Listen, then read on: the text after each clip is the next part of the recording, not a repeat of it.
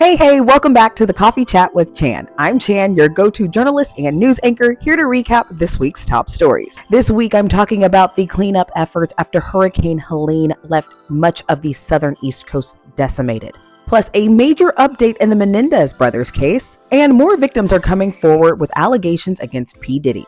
Plus, this week in my What to Watch, I have a complete list of all of your Halloween favorites and where you can find them on streaming. And for our question of the morning, I have to know, what do you think of the Menendez brothers case? Do you think they should get a new trial, or should they at least be resentenced? All right, so go ahead, grab your cup of coffee, and let's chat.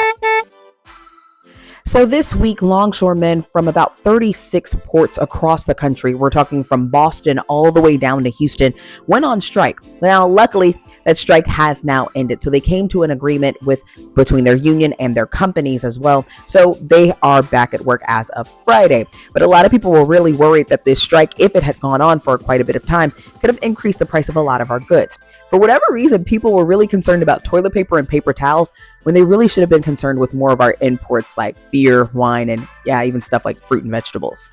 Also this week, Iran officially attacked Israel by sending some 200 ballistic missiles into their airspace. Now, of course, Israel is known for their Iron Dome defense, and so they were able to intercept a lot of these missiles. However, we do know that tensions in the Middle East have continued to escalate between not just these two countries, neighboring countries as well.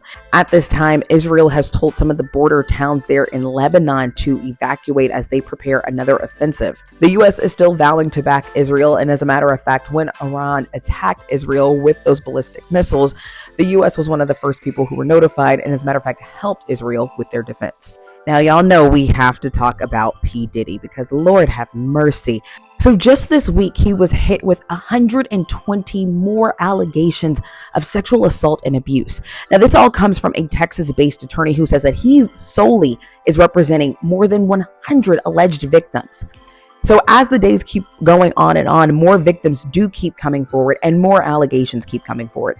I'm trying to stick with just the things that we know for sure, meaning that we know that are documented in some type of court record. But at this point, it's really hard to keep track of all of the different allegations against this man from over the years. But no, I'm doing my best. So if you ever have questions about his case, leave me a comment there below and I'll get back to you.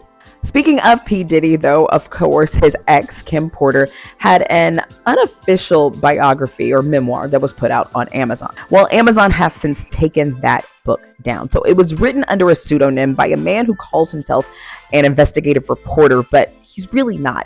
Now, Kim Porter's kids actually came out and said that not only was the book done without any of their knowledge, but that most of the stuff in it was completely false. So yeah, Amazon has now taken that book down, and they've asked the publisher to actually stop publishing the book as well. A lot of people were able to pick it up online, and a lot of TikTokers actually were going live and reading some excerpts from it. I heard a little bit of it. I mean, it sounded like it could have been true, but it also sounded a little far-fetched as well. So more than 200 people have died and still hundreds more are still missing after Hurricane Helene just left much of the southern East Coast completely decimated. Now, of course, the hurricane made landfall in Florida, but moved its way all the way up through the Carolinas as well.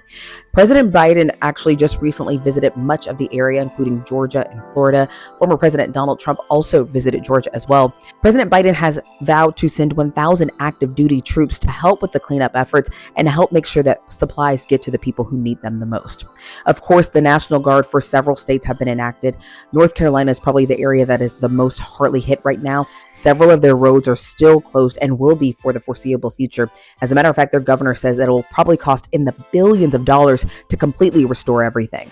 Okay, has anyone out there seen the show Monsters, the Lyle and Eric Menendez story on Netflix? I talked about it in last week's recap as one of my what to watch stories, and there's been a wild update in the case. So just a couple of days ago, the Los Angeles County District Attorney decided to review new evidence in the case. So apparently a lot of this new evidence would help substantiate the boys' claims of abuse by their father. So if you're not familiar with the case, the Menendez brothers, some 35 years ago, were convicted of killing both their mother and their father. The prosecution said that the boys did it because of insurance money. I'm saying boys because at the time they were 21 and 18. However, the brothers argued that they did it in self-defense because their father had been sexually abusing them for years. And I mean, if you've read or seen any of the transcripts of the case or any of their testimony, the things that they say that happen are absolutely heinous and disgusting and vile in the worst way possible. So right now, the LA District Attorney is actually looking at this new evidence that includes a letter from Eric as well, and possibly looking at even resentencing.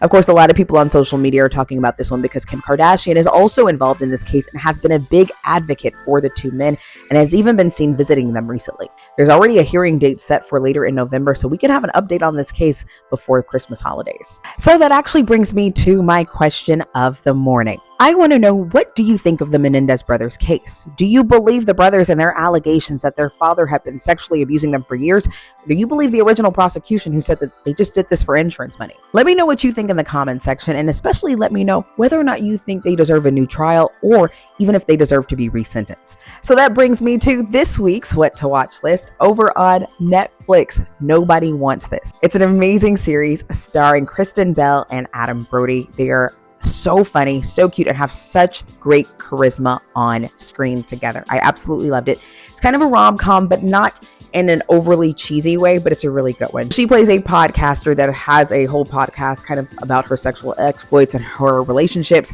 and he is a rabbi. So yeah. Another one on Netflix is Mr. McMahon. Now, if you are a wrestling fan or have been at any point in your life, you might be fascinated by this one. So it talks all about the McMahon family and really how they started in wrestling and kind of grew the WWE into what it is today. And it actually, they spoke to him right before a lot of those sexual assault allegations came out against him. So it's a kind of interesting before and after effect that they were able to do with this docuseries. Again, this one is also on Netflix.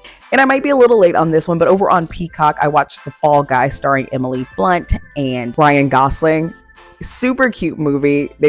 It was very cheesy, but in the way that they intended it to be cheesy. So some of the jokes are really them poking fun at themselves, but it's a cute movie, definitely worth a weekend watch. And before I forget, of course, I know it is spooky season. So if you're interested in getting a complete list of your favorite horror movies and where you can find them on streaming, type in the word October there in the comment section, and I will leave you my complete list of all your favorite scary movies and where you can find them on streaming.